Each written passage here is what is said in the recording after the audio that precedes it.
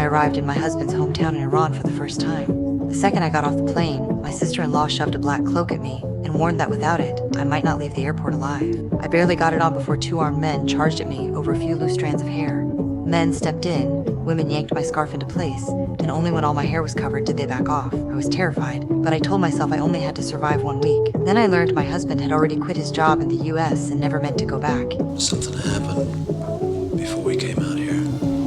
What? Well, I didn't want to tell you about it.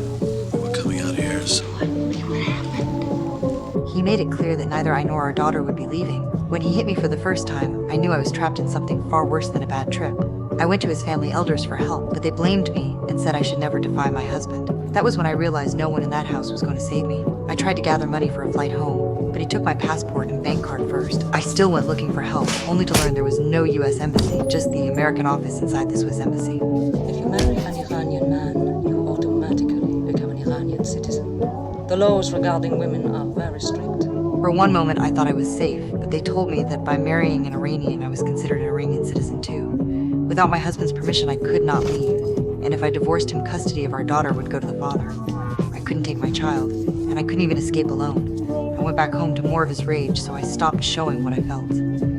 I acted obedient, helped my sister-in-law with her children, studied the local religion, and waited for a chance to get outside alone.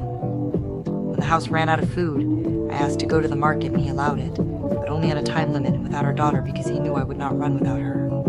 At the market, I tried to change my dollars into coins so I could call my family in the US. A shirt shop owner overheard me, let me use his phone, and told me to come back if I ever needed help.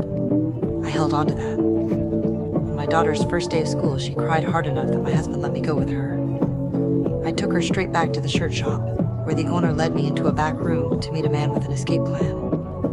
For $10,000, he said he could get me safely to the US, but he needed time to arrange it. I rushed out with my daughter and headed back toward the school. My husband was already there waiting.